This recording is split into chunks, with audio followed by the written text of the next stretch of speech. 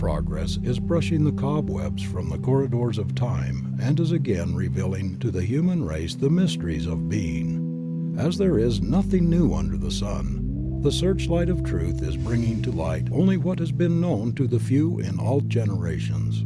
The time is now come when the few must become the many. The whole world, from the least to the greatest, must know the truth, so that man may understand the great laws that govern his life.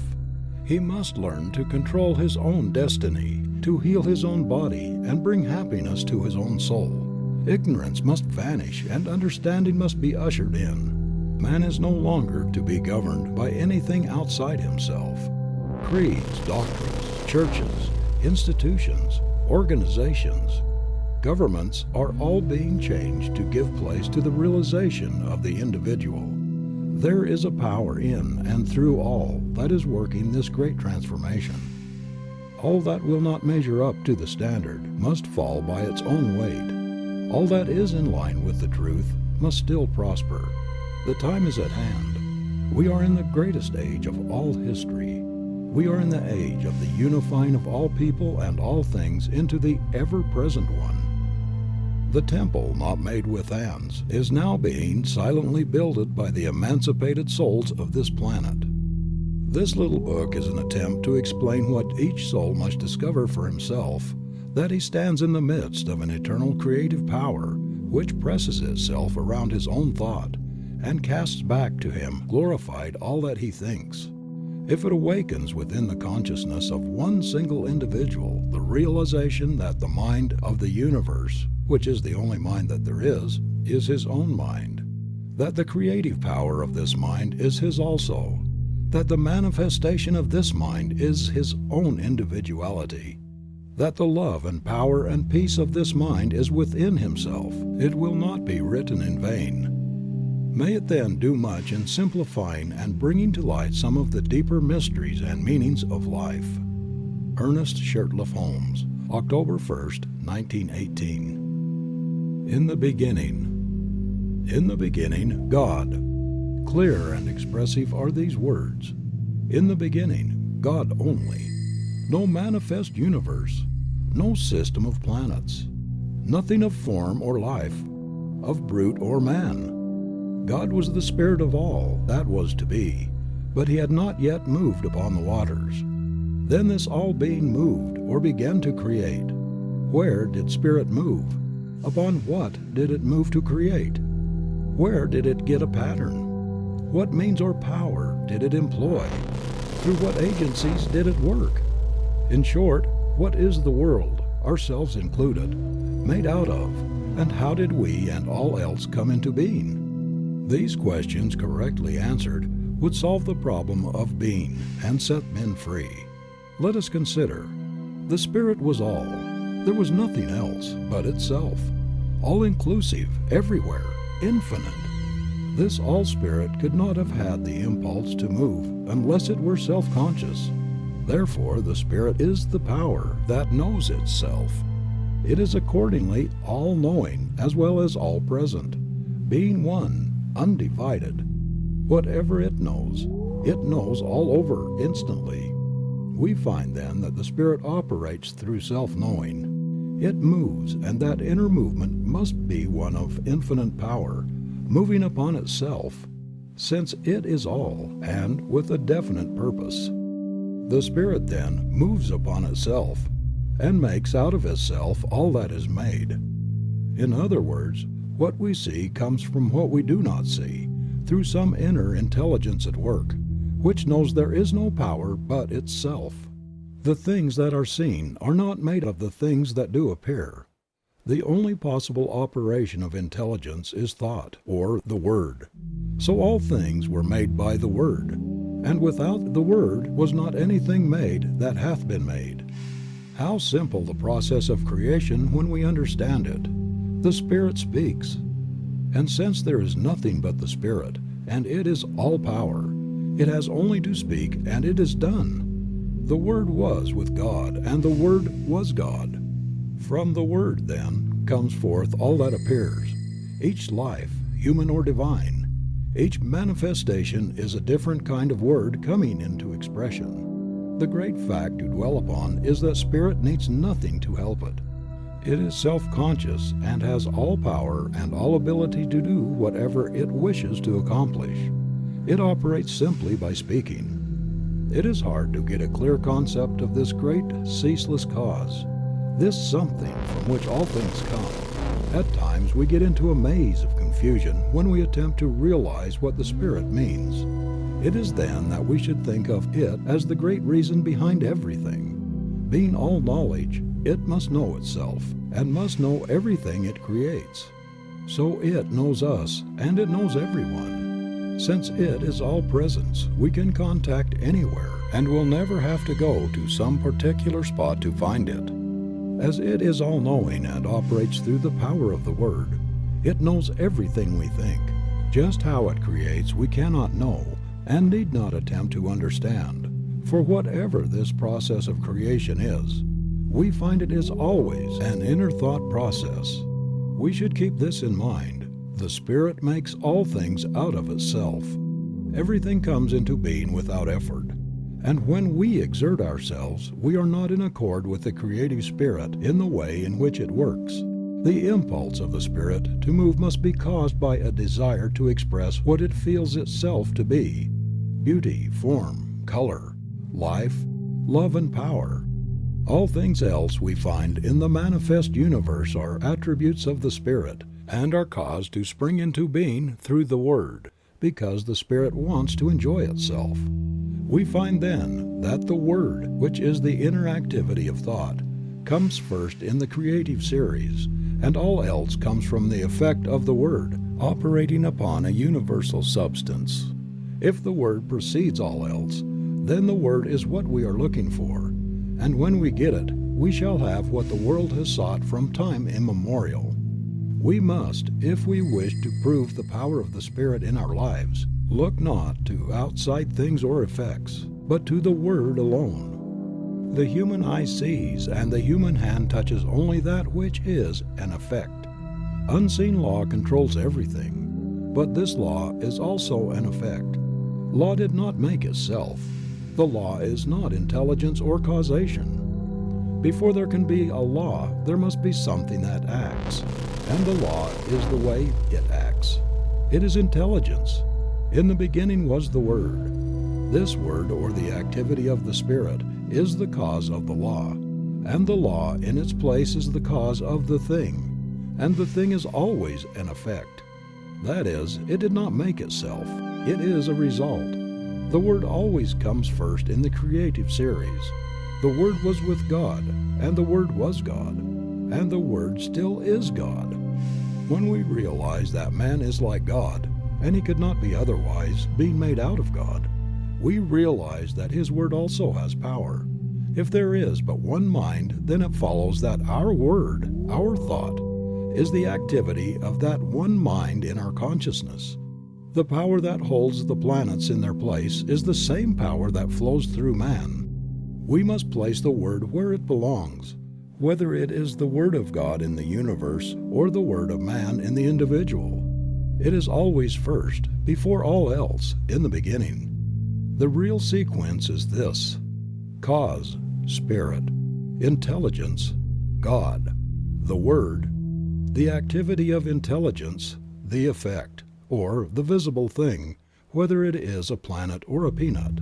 All are made out of the same thing. What we need to do is learn how to use the Word so that all will come to see that they are creative centers within themselves. A principle that can be proven. Knowing that mind is, we have a principle that is absolute. It is exact. It is going to correspond with our thinking about it. The first great necessity is to believe this. Without belief we can do nothing. This is the reason Jesus said, "It is done unto you even as you have believed." Always it is done unto people as they believe, and there is something that does it which never fails.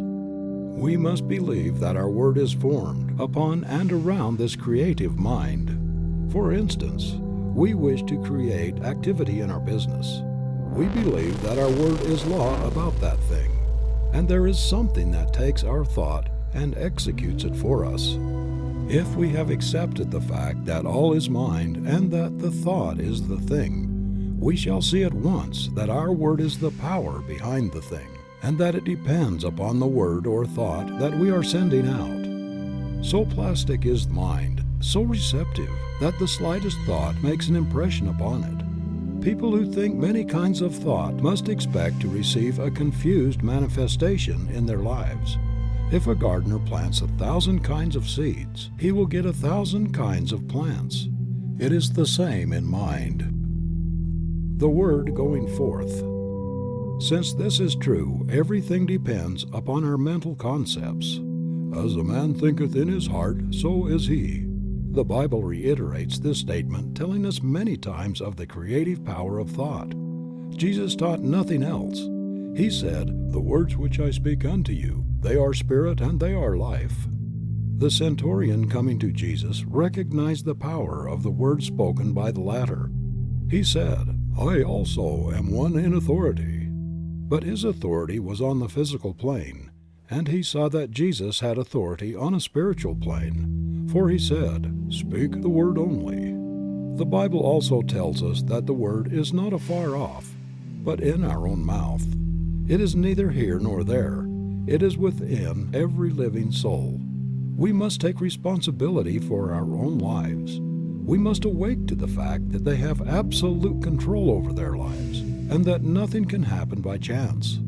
Then they will have a broader concept of God, a greater tolerance for their neighbor, and a greater realization of their own divine nature. What a relief from strenuous labor, no more struggle or strife. Be still and know that I am God, and beside me there is none other. The Spirit being all there is, we cannot conceive of anything that can hinder its working. When the Spirit has spoken, the Word becomes law. For before law is the Word. It precedes all else. First is absolute intelligence, all power, all presence, all causation. Then the movement upon itself through the power of the Word. Then the Word becoming law. The law producing the thing and holding it in place. So long as the Word exists, the thing will exist. For since the Word is all power, there is nothing beside it. I am that I am, and beside me there is none other. This I am is Spirit, God, all. There is no physical explanation for anything in the universe. All causation is spirit and effect spiritual. We are not living in a physical world, but in a spiritual world peopled with spiritual ideas. We are now living in spirit. God, or Spirit, governs the universe through great mental laws that work out the divine will and purpose, always operating from intelligence. This intelligence is so vast and the power so great that our human minds cannot even grasp it. All that we can hope to do is to learn something of the way in which it works, and by harmonizing ourselves with it, to so align ourselves with Spirit that our lives may be controlled by the great harmony that obtains in all the higher laws of nature, but has been very imperfectly manifested in man. This brings us to the second point of consideration. Why and what is man? We find in the physical universe that automatic laws govern everything. For instance, the tree cannot say, "I will not," because of the law that holds it in place. It grows without any volition of its own. So it is with all nature, but when we come to man, we find a different manifestation of the Spirit, a being who can say, "I choose." In all creation, man alone is an individual. Man alone is free, and yet man alone wants, is sick, suffers, and is unhappy. Man marks the earth with ruin. Why? Because he has not found his true nature. The very thing that should free him, and eventually will do so, now limits him.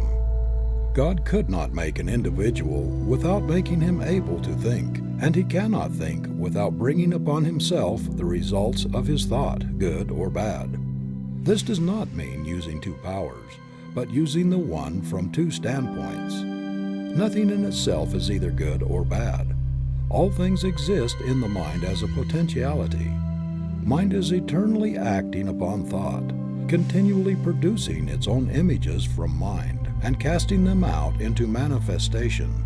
Man must be the outcome of the desire of the Spirit to make something which expresses the same life that it feels. Man is made to be a companion of the infinite, but to arrive at this exalted plane of being, he must have his freedom, and be let alone to discover his own nature, to return love to his Creator only when he chooses to do so. At the doorway, then, of man's mind, this wonderful God has to wait. Behold, I stand at the door and knock. The opening must be on the part of the individual. Man lives in a mind that presses in upon him from all sides with infinite possibilities, with infinite creative power. The divine urge of infinite love crowds itself upon him and awaits his recognition. Being the image of this power, his thought also must be the word, or cause it life. At the center of his being is all the power that he will need on the path of his unfoldment. All the mind that man has is as much of this infinite mind as he allows to flow through him. We have often thought of God as far off, and of man as being separate from all the good.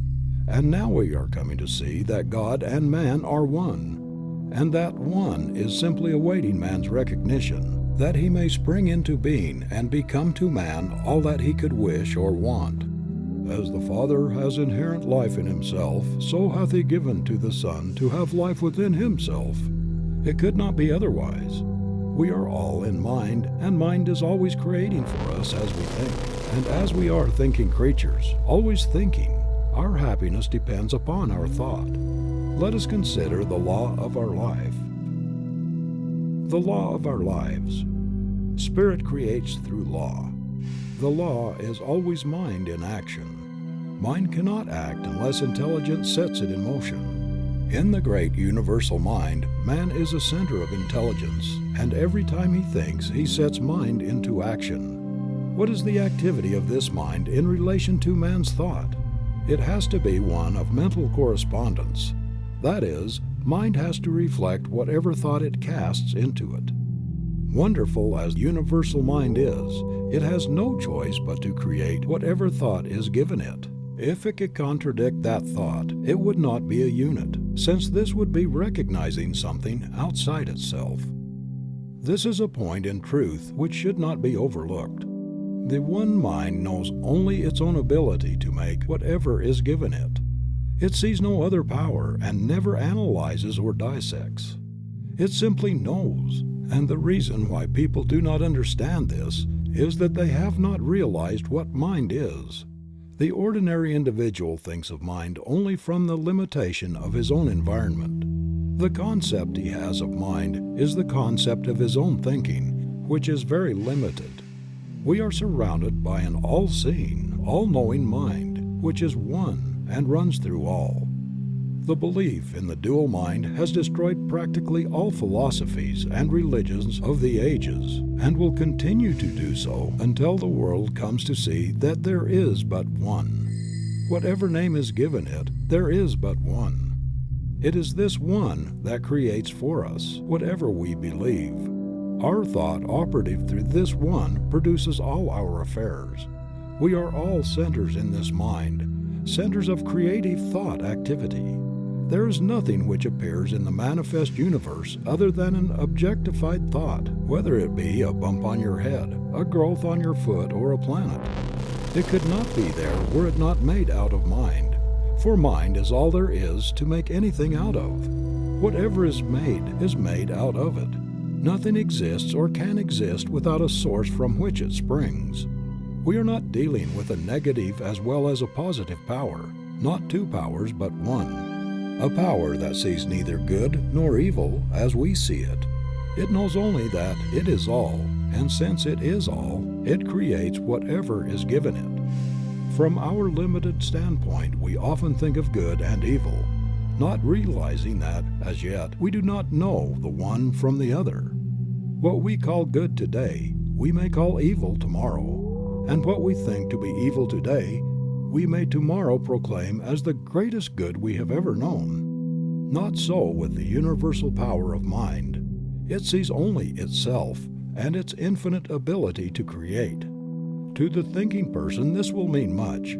He will see that he is no longer living in a limited universe, a world of powers, but that he is immersed in an infinite creative medium which, because of its nature, has to create for him whatever he believes. Jesus understood this, and in a few simple words laid down the law of life.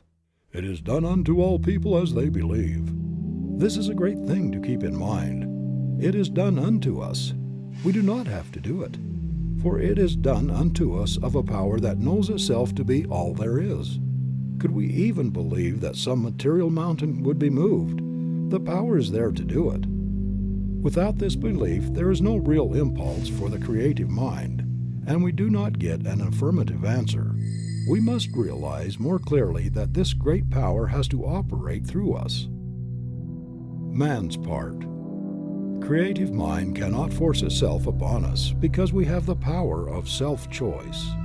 It recognizes us when we recognize it. When we think that we are limited or have not been heard, it must take that thought and bring it into manifestation for us. When we look about us and see nature so beautiful, lavish, and so limitless, when we realize that something, some power, is behind all, and sees to it that plenty obtains everywhere, so that in all things manifest there is more than could be used, and when on the other hand we see man so limited, sick, and sad and needy, we are disposed to ask this question: is God good after all?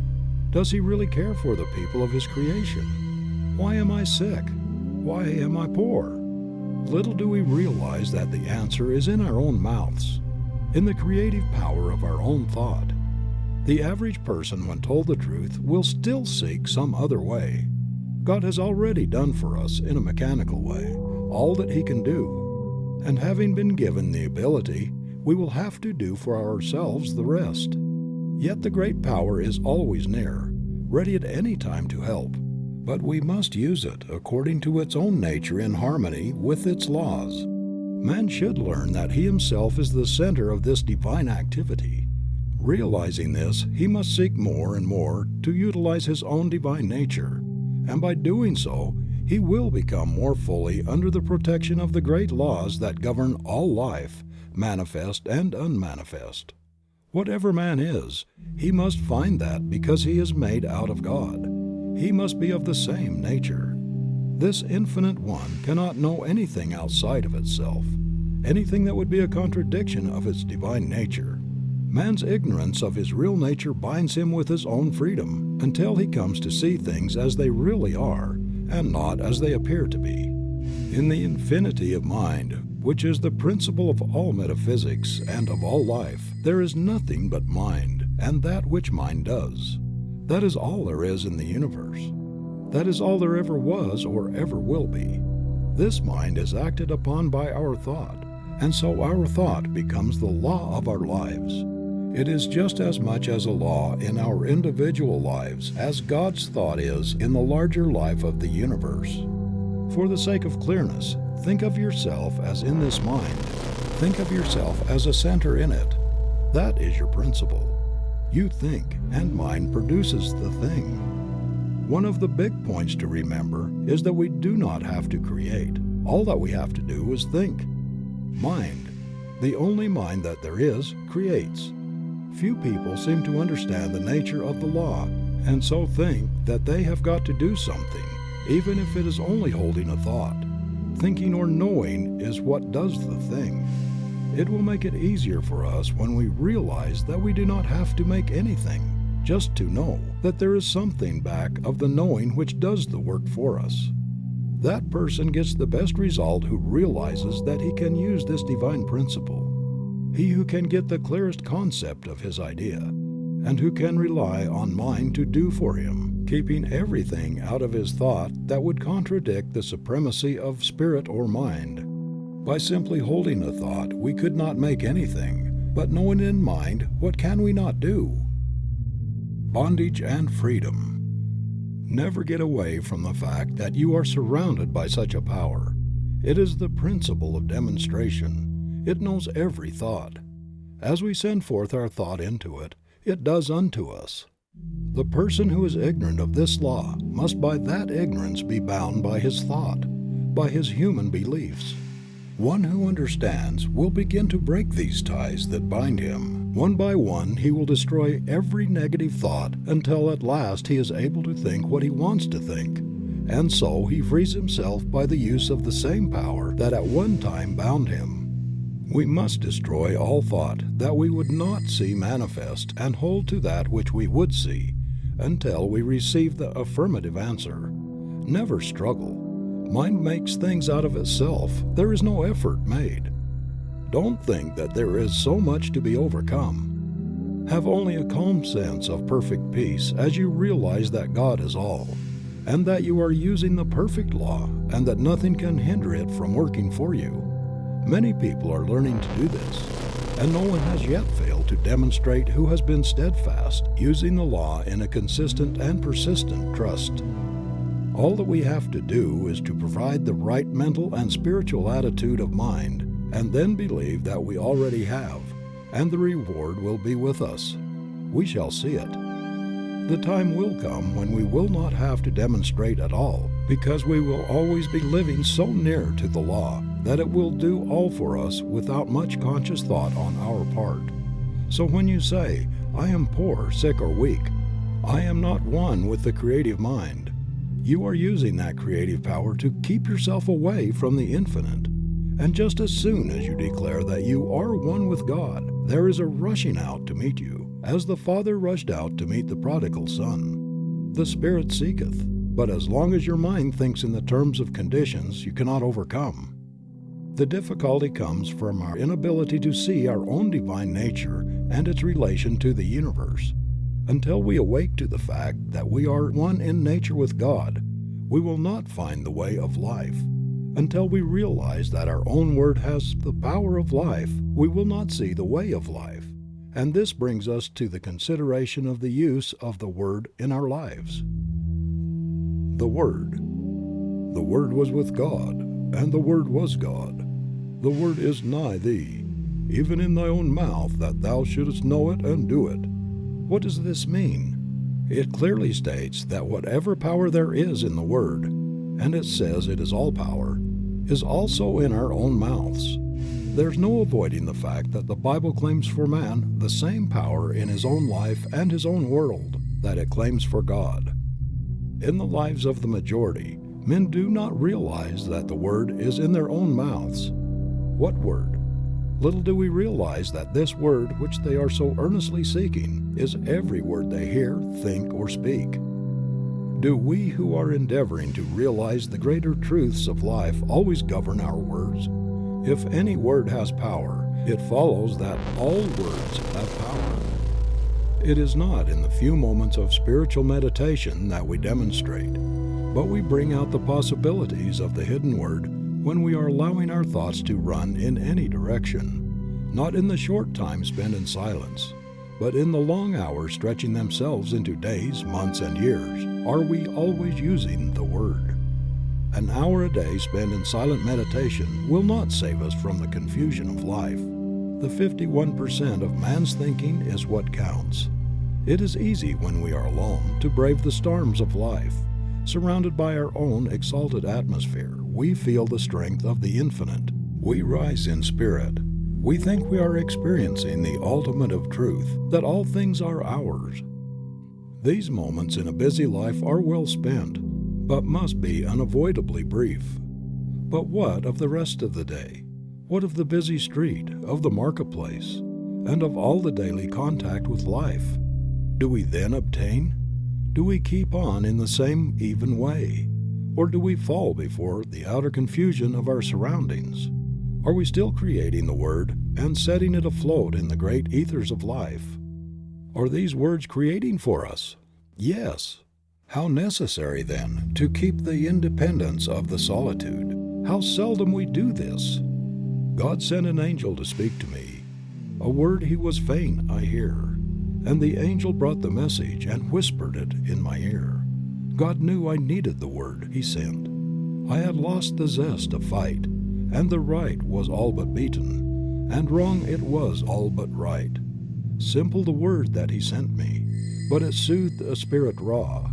With the pain of too much striving, 'twas love fulfills the law. Few people indeed in the day in which we live are well poised. Where do we find the man who can live above his surroundings, who in his own thought can dominate all conditions, and in the midst of the crowd keep his own even way and his own counsel? When we do meet such a person, we will know him, for we will find on his face the image of perfect peace. We shall detect in his bearing the ease and independence that comes only to the man who has found himself and who is centered not in the outer but in the inner world. Such a character as this has the power to attract to himself all of the best in the world. He is a center toward which all else must gravitate. The atmosphere which he creates and with which he surrounds himself is one of absolute calm and peace. The world at once sees in this man a master, and gladly sits at his feet. And yet this man who has risen above the thought of the world cares not that other people should sit at his feet. He knows that what he has done all may do, and he well knows that all the teaching in the world will not produce another such as he. He knows that it is not from the teaching but from the being that true greatness springs. So this man does not go around teaching or preaching. He simply is. The man who has arrived. The man who has arrived will realize he has done so in the midst of an outer confusion. He will be the one who has gone into the silence for strength and has come out into the world equipped with power from on high. But that light which he has received must be kept burning. Not alone in silence, but in the busy throng must all of us find the way of life. Our every thought creates. For the majority of us, these thoughts come in everyday affairs, some of which are very trivial, but these too will be demonstrated. We have missed the whole point, unless we have learned so to control our thought that time and place make no difference. The power we have within us. We have within us a power that is greater than anything that we shall ever contact in the outer. A power that can overcome every obstacle in our life and set us safe, satisfied, and at peace, healed and prosperous in a new light and in a new life. Mind, all mind is right here. It is God's mind, God's creative power, God's creative life. We have as much of this power to use in our daily life as we can believe in and embody. The storehouse of nature is filled with infinite good, awaiting the touch of our awakened thought to spring forth into manifestation in our life. But the awakening must be on our part and not on the side of life. We stand at the gateway of limitless opportunity in the eternal and changeless now. Now is the day in which to begin the new life that is to lift us up to the greater expression of all that is wonderful. The word that we speak is the law of our life, and nothing hinders but ourselves. We have through ignorance of our real nature misused the power of our word, and behold what it has brought upon us, the very thing that we feared. But now it shall produce a new thing, a new heaven and a new earth. Individual ideas. We find that in the universe every separate idea has a word, a mental concept behind it, and as long as that word remains, the thing is held in place in the visible world. When the concept is withdrawn, the idea in the visible melts away, disappears.